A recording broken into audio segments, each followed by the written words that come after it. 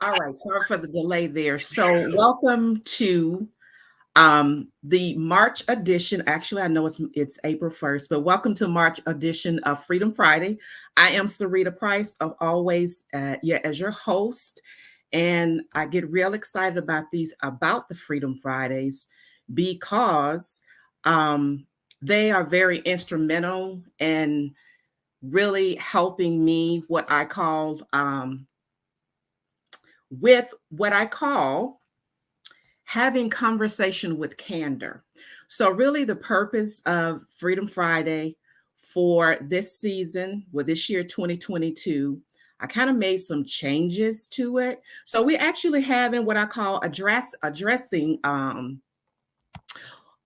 soft skills. So, we're having conversation with candor. And just to give you, I'll go back to the slide that I actually presented in the first Freedom Friday, which basically I address four of these, what is called the seven mountains of culture.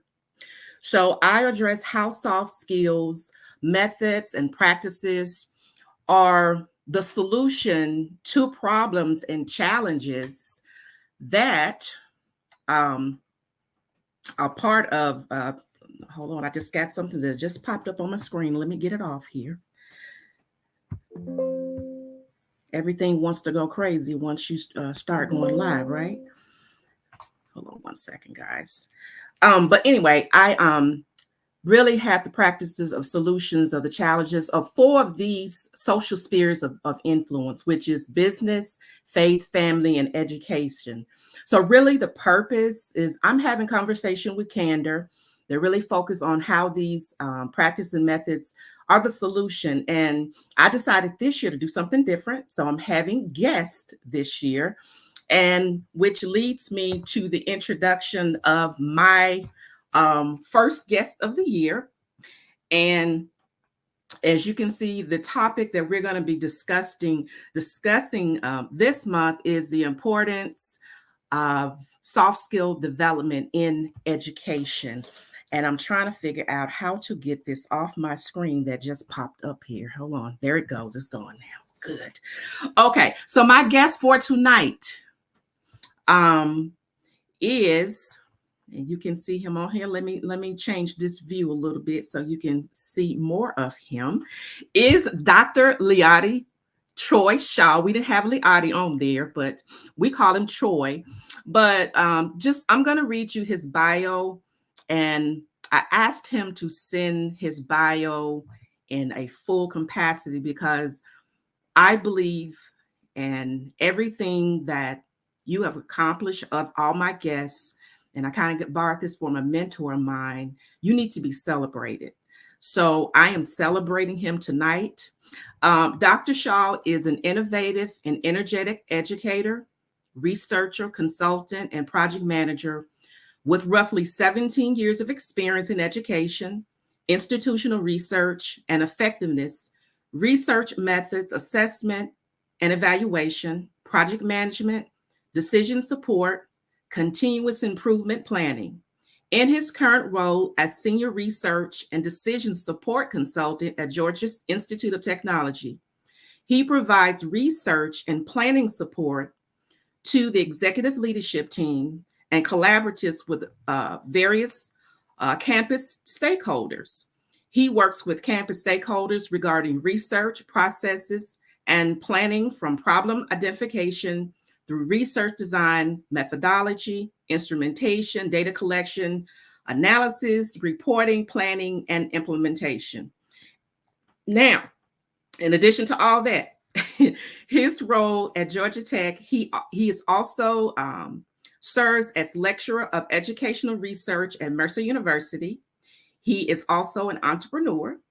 He is the founder and principal consultant of Right Research LLC, working with schools, nonprofits, and service agencies to provide research, planning, and analysis services. He and his team assist these organizations with research design, assessment evaluation, and instrumentation, analysis, and continuous improvement.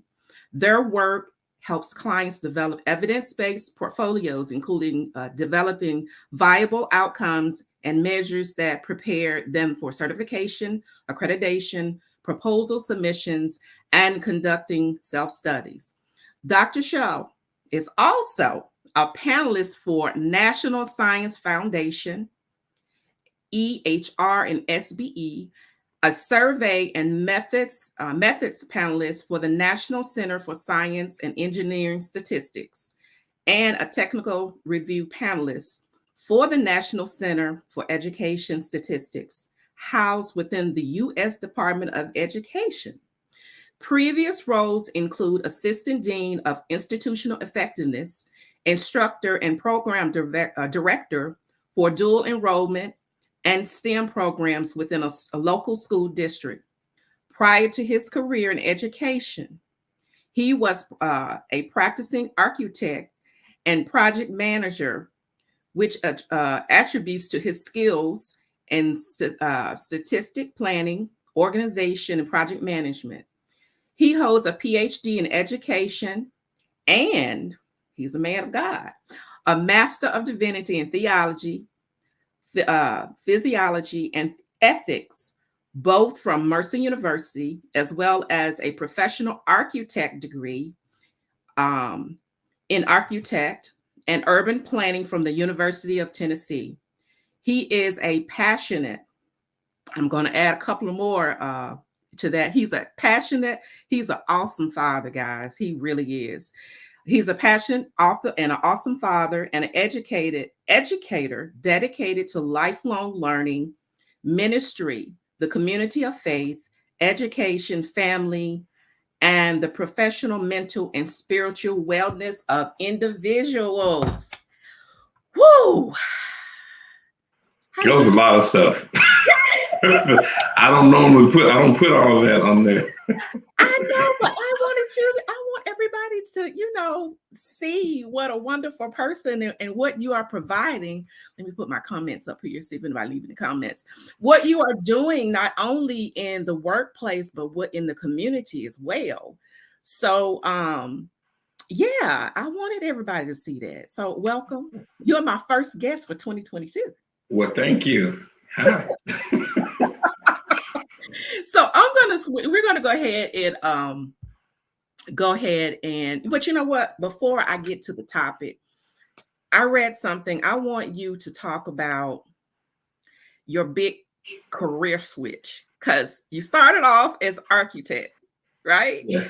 So explain that journey. I'm just curious before I'm gonna give you the Cliff Notes version of that. So I wouldn't go back and do it any other way. Oftentimes people ask me, so would you go back and do it? I don't have a passion for architecture anymore, but I believe that God has a way of moving and shifting things, because so I always enjoyed and loved it growing up. I enjoyed watching things, and I still have a passion for what we call the built environment, looking at things related to building, construction, architecture, planning. I've always liked that, and I've always been a methodical thinker. And so, I enjoyed that. And then during my co-op in my fourth and fifth year, I did it with Chattanooga Neighborhood Enterprise. So the University of Tennessee at that time was working with Chattanooga Neighborhood Enterprise to allow students to do their co-ops for their community building projects. And so that was all about elevating the community and restoring neighborhoods that were traditionally, quote unquote, underserved neighborhoods that were low SES. And so socioeconomic status. And so instead of upward gentrification, they wanted to do tax incentives and keep things the way that they were. I enjoyed that, and I felt like a heart for people instead of just the environment that people were in. So I became less concerned about the built environment and more concerned about the inhabitants of the environment. And I knew at that point that I probably was going to switch and go another direction. I thought I was going to go into community development, working for a housing authority or something like that. I had no idea it was going to be education, because I swore if we have any family watching, I swear I was tired of education and everybody in the family. And so I was like, I'm not going into education. So if you were around back when between the administration between Bush and Obama, when we went into the recession, and if you remember that the whole code orange, code red, when the country had those particular designations, and the industry for construction and for engineering and for architecture, it started to plummet. And so I accepted a job here in Atlanta to go to grad school, and I was supposed to be working for a firm in Alpharetta. When I moved to Atlanta, they rescinded the offer after I had moved. And of course, I needed a job. And so I ended up working for Chattahoochee Technical College in their 2-year program. They also stationed me at Spraberry High School with Cobb County Schools to teach engineering drafting and modeling and architectural drafting. And I thought it was just going to be a temporary stay because I needed a job. And now I'm in my 17th year of education. Of course, I'm not at that same place, but that's how it all happened. That's the Cliff Notes version. Isn't that amazing how we have plans, but God have other plans for us, how we run from things. And yes, that's amazing. It really is. Yeah. So, but you know what? One thing I didn't know that at least I forgot that you moved and they rescinded the offer. Yep, I had gotten a job and they rescinded the offer as soon as I moved here. And I was already here. So I had to do something. Well, you know what? That could have been God's way of throwing you into what you're supposed to be into anyway. Definitely. I wouldn't take the path any other way. I know. That's awesome. Great. Okay. So our topic tonight, we're talking about the importance of soft skills development in education. And I'm going to go to this, go back to the slide here. I threw a couple of slides. So for my audience, everybody should know I'm the soft skill guru, but you know, for what you guys don't really know, soft skills are those desirable or transferable skills or those qualities and transferable skills. They really don't, as Troy was talking about, he's an architect, right? By trade, that's what he was in the beginning. So he had to take special training for that. But with soft skills, it does not, you don't have to have what you call acquired knowledge. So soft skills basically are people skills. And I'm doing this for a reason. So these are some of the soft skills. And if you guys have been following me, when I did my 21 days of business days of skilling you softly, I talked about, some of them are on here, not all of them on here, but I talked about 21 soft skills. And this is a whole list of soft skills that are here. You know, you got creativity, innovation, critical thinking, conflict management, teamwork, relationship building, time management, stress management. So all of these soft skills, if you want to see a detail on each one, those videos are still available. They're on LinkedIn. If you're connected with me on LinkedIn, we're streaming live from YouTube as well as my Facebook business page as well. So go back and look at those. But the reason that I'm having, and I know he's Dr. Shaw. Oh, by the way, how can I forget this? I'm so proud to call him my nephew. He is my nephew. So yes. So I refer to him as Troy. But the reason I wanted Troy to come on tonight as my guest, and it goes back to this slide here. I saw this quote. This was on Twitter. And of course, I'm always responding to it. But it says, and Troy, this is kind of like what we're going to focus on as far as in education. If a child can do advanced math, speak 3 languages, or receive top grades, but can't manage their emotions, practice conflict resolution, or handle stress, none of that other stuff is really going to matter. So let's talk about that, Troy. What is as far as, you know, what have you seen? I know I've actually looked at a couple of studies because If you guys don't know, Troy knows he also is helping me with my dissertation as well, because my dissertation topic is actually a study through the lens of emotion intelligence, how small business leaders develop their soft skills needed in business performance. But as far as education, Troy, how important is it for our K through 12, even higher ed? How important are soft skills for that? When you think about that what I just read from the Twitter quote.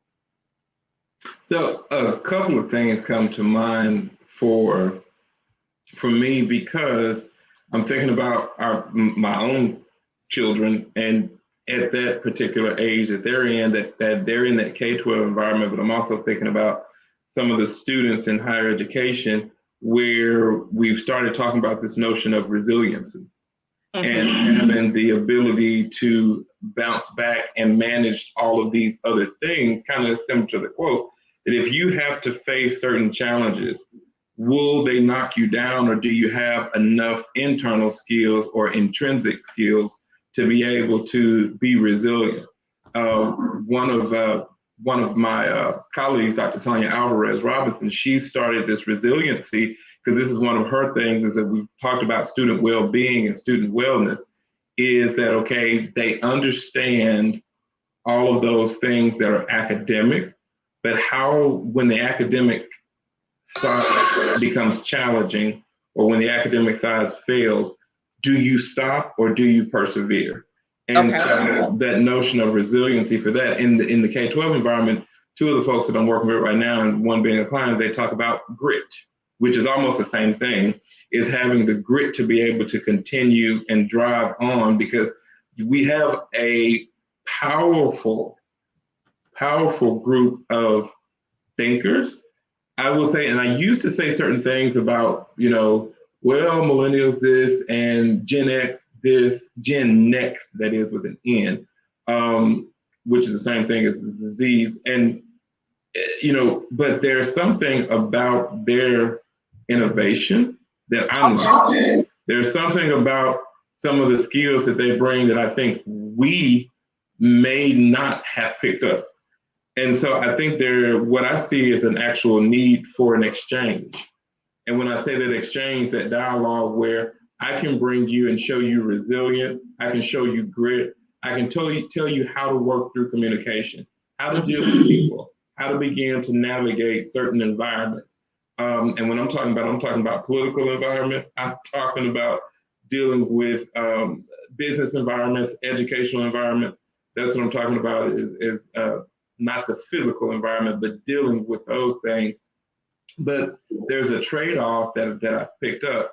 And so I think that having those things will teach you not just to, when you're knocked down, don't just stay there. Don't just, well, I have to do this or settle for this. I also think it's important to be able to navigate those things so that you know how to get certain things done.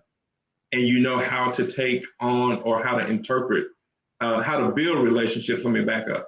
How to build relationships, and also how to interpret language, whether it is nonverbal, verbal language, how to look at dispositions, how to read undertones, all of those things that are important. And then I have to just pick on this, and even something as simple as how to answer the phone and type. Not the two-finger pick. We all remember the Mavis QWERTY keyboard, and we had to learn going down that home row key and those things, but being able to just develop anything that can attribute to your, I'm going to go to my old folks word, your toolbox. So what can you put in your toolbox beside those things that are academic, and besides that which is technological, to help you move forward and progress? So I don't know if I answered the question, but those are kind of some just thoughts when I read that you have to have all those other things outside of the technology and the academics. And I'm a big fan of technology. I'm a big fan of academics, clearly. But I think you have to strike a balance. And I would tend to say that at this point, they've become life skills. Not so much as soft skills as much as an evolution to becoming life skills. But I also think that it's known that there is a need. Some of the great things that I see happening is where folks are starting to realize we need to do some of these types of integration back into the curriculum that perhaps we've taken away. So you look at junior achievement, you look at Ron Clark Academy, you look at those places that they're starting to integrate entrepreneurship, they're starting to integrate financial literacy, they're starting to integrate coaching and life skills and resilience and grit into what they're doing. And I think that that's important because somebody who's like us saw the value, and so they're making these unique initiatives to integrate those things into education. And I think they're important. So that's good, Troy. This brings me to my next question. I don't know if it sounds like I'm getting feedback, but I'll keep talking here. I'm like you. As you can see, I'm an educator as well. Actually, I teach entrepreneurship and innovation at Grand Canyon University, as well. You know, all of those things. And do you feel that, you know, I'm seeing now that you talked about this, there needs to be a balance. So what happened? Do you think technology came too much to the forefront? Because as you know, our Generation X or Generation X, some of those things that are lacking now, we didn't have an issue with. So do you think, and I know it, you know, do you think some of that need to come from home before it's even in the institutions of higher learning or the K through 12? I think it's both. I wouldn't necessarily say that if I don't think we can point, I don't want to use the word blame. I don't think we can point the deficiency or the deficit of having that in either direction, because I will tell you something that I have learned looking at the generations that we are saying, or those generations, because there's actually really two that we're talking about, that need to be able to have those life skills or soft skills. But I tell you what I've learned that I've picked up, and is that there is something that we lack too. And so that's why I said an exchange, because one of the things that I feel like we lack is the whole notion of the innovation. I think we lack the whole notion of thought leadership. I think we were great at logic and critical thinking, but I think we lost thought leadership and innovation and entrepreneurship. Okay, those are things they picked up. I'm going to interrupt one word. Talk about thought leadership. So thought leadership in the way, and it's used interchangeably, and different people have kind of different definitions. It's very malleable. But becoming what we used to say, an SME, a subject matter expert, but instead of being just a subject matter expert where you're sitting on this ivory tower or throne and you're the expert, in a sense, you're still an expert, but it's a sharing of knowledge. It's more collaborative, and it's more about creating a space for people to exchange and share knowledge. But we do know that there are certain ones who take the lead in innovating and creating and discovering new knowledge. We talk about it all the time in research, creating and discovering new knowledge. And that thought leadership, it's not just a one-sided where I'm the expert and I tell you, but there is more to this, that I'm strengthening my skills and I am an expert, but I'm also going to elevate you to be expert within this space. So that thought leadership, it is a thinking space where thoughts are exchanged and they are refined and movement is defined. And it's a very fluid and innovative process of thinking. And so I think that those kind of areas with the thought leadership, with entrepreneurship and the innovation, being able to think creatively. And we were always thought we were always very creative, but I think not feeling like that's a crazy idea. And so I've learned that from this, and that's why I say that I think there's an exchange that takes place because we didn't have those types of things in our curriculum. That is a new concept. Thought leadership, innovation, and entrepreneurship, those are new concepts that they have that we didn't have. We were brought up with the whole notion of the nuclear family. If anybody, the baby boomers and the Gen X, the Generation X and baby boomers, you know the whole notion of the nuclear family is that you work for 30 years, you go through this linear process, you build up retirement, then you go happy and go live on the beach in Florida and with your silver hair or bald head. And so, that way is no longer the way of life. That way no longer works in a world that's malleable and is ever changing. And so we have to evolve our skill set too. So I know we're talking about, soft skills and life skills importance, but I also think there's a skill of learning thought leadership so that there's an exchange. Because I'm still learning. Oh, and I definitely agree 100% because there was a reason that I asked that question. Because, teaching entrepreneurship and innovation, even though I am the instructor, I'm learning as I teach. And one of the first, it's 8 weeks. One of the first week we focus on writing a hypothesis statement. You're like, what does that have to do with entrepreneurship? But and to go back to what you're saying, it really helps you think about things. And I never say to my students, if I would have known now back then, what I knew now, I would have been an entrepreneur long before then. But like you said, it's the generation that we came up, and I'm 10 years older than you are. So, and you I'm said only 20. Huh? And I'm only 20. Okay, Troy. Okay. All right. Well, yeah, I take 30.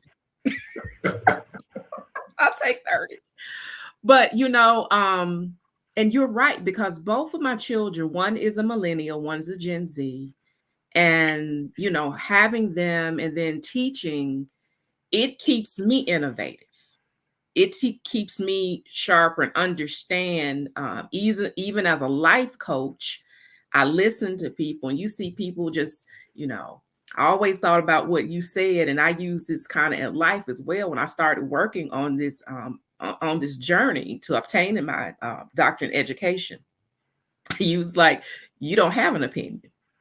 Everything is subjective. You have to find facts.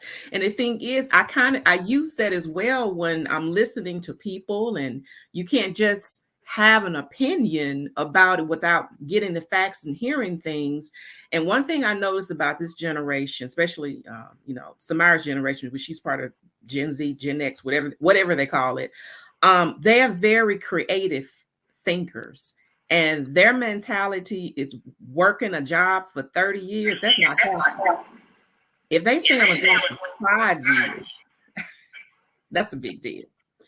And, I've kind of adapted those practices as well. When I left corporate America and really left corporate America in 2020, I can no longer deal with some of the mindset and everything. So that's why I decided to go into this particular area of expertise to help the younger generation go through some things, even though, they're more sharp and innovative and, the energy, but they still need some of that wisdom to guide them along the way. But like you said, we have to meet each other. But what's so fascinating? I can remember, I think it was an article I read in Pew's research. It said that for some reason, it seems like the Gen Z generation can identify more for some reason with the baby boomers, which was really interesting. Some of their thought processes, some things they hold value versus what have you. So, you are correct. There is a process that we all have to work together. And I know in what you do and what I do, we are part of that process of making it happen, because I'm a firm believer. We continue to talk about some of these issues in the education system, what have you, and all these different uh, problems. Who's coming up with solutions?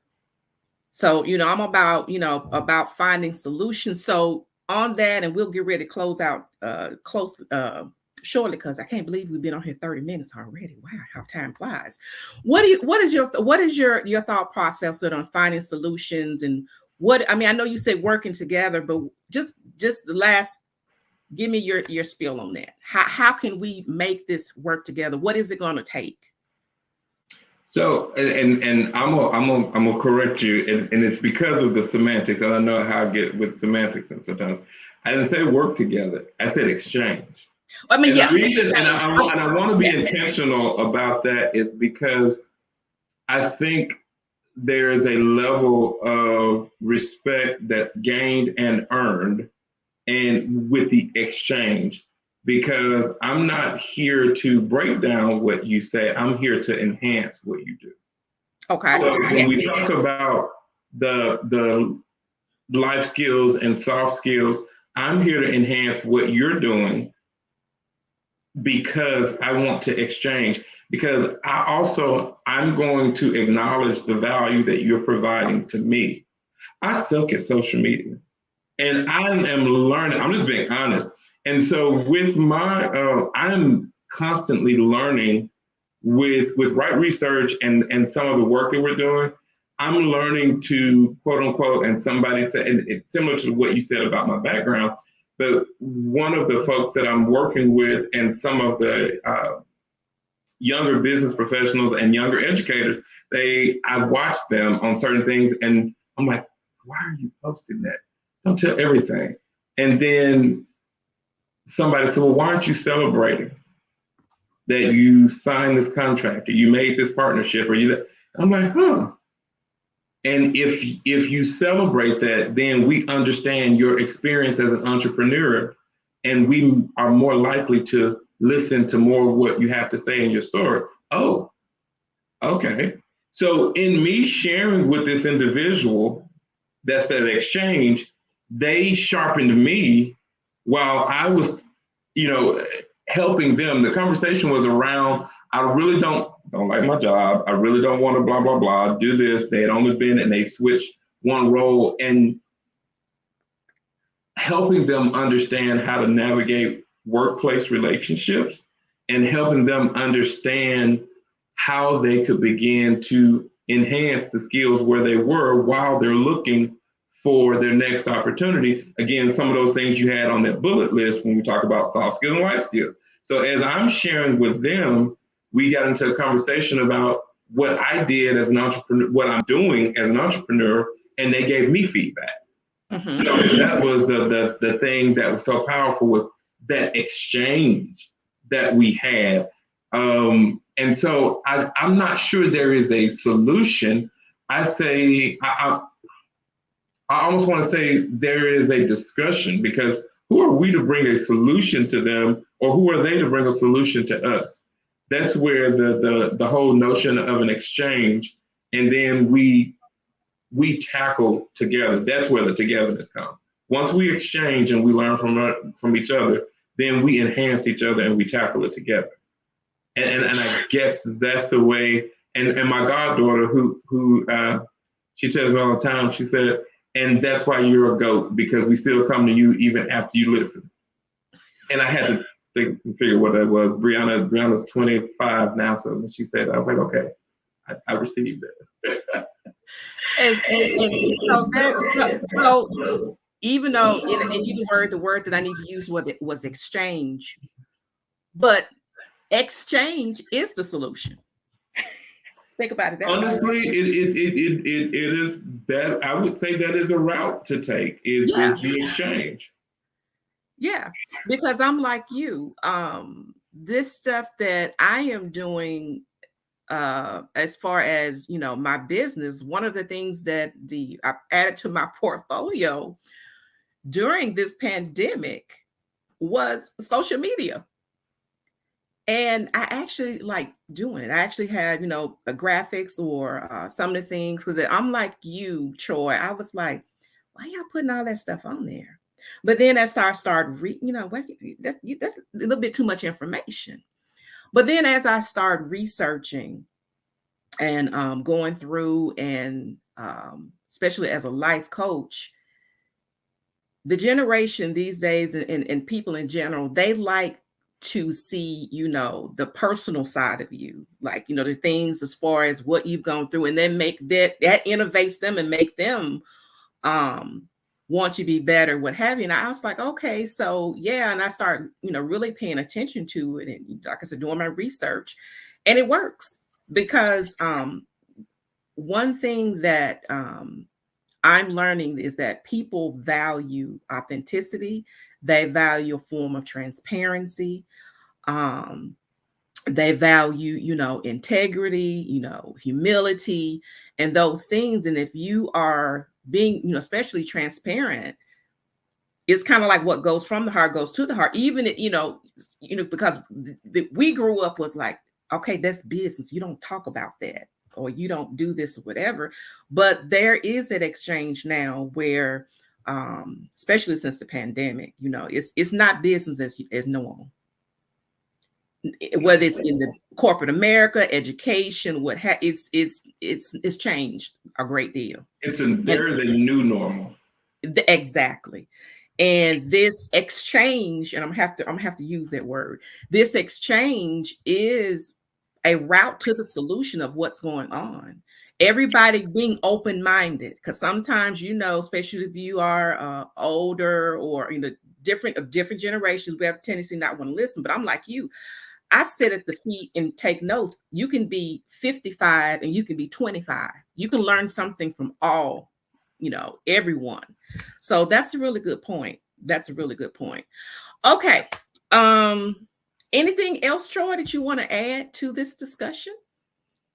Are you good? I'm my mind is always going, but I'm not at this point. I appreciate the opportunity to speak in this short period of time. Hopefully, I made some sense. Of course you Was did. able Yes. to share something that helped somebody.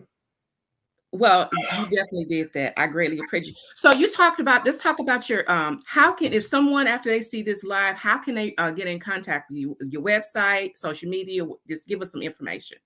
And so website is Right Research, RIGHT Research, LLC.com. Again, that's Right Research, LLC.com. And you can email me directly or reach out on LinkedIn. I'm an avid LinkedIn and Twitter person. I don't really do Facebook, so if you send me on Facebook, but I am avid on LinkedIn and Twitter. So I'm always on there. You can, my Twitter tag is at Dr. Learty, Learty, Drlearty. And then on LinkedIn, you can search up Troy Shaw. Okay.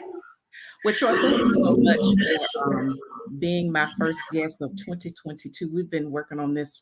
Yeah, we went work on this for a while. I was going to try to get him to come on in 2021, but I had to do some refocusing. But everything happened in due time when it's supposed to.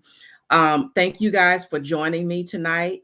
As always, you can catch me on all social media platforms. But if you really want to catch me, to all things Sarita, Linktree from Sarita's Pen. That is my handle that connect you to. I'm on Facebook, Instagram, Twitter, LinkedIn. Probably about every one of them there is. I even have a TikTok account. I haven't really made that public yet, but yeah. So you can catch me on all that, all those particular social media platforms, and you can always look me up. I always say my tag is I am the coach who is skilling you softly. That is my actually tag. I actually short last week. But yeah, but because this topic is so important to me. But then thank you guys for joining us tonight, and everyone have a great weekend. Enjoy this beautiful weather. I know I'm in Tennessee, is beautiful here. And I will catch you next month. And actually, there will be an April Freedom Friday.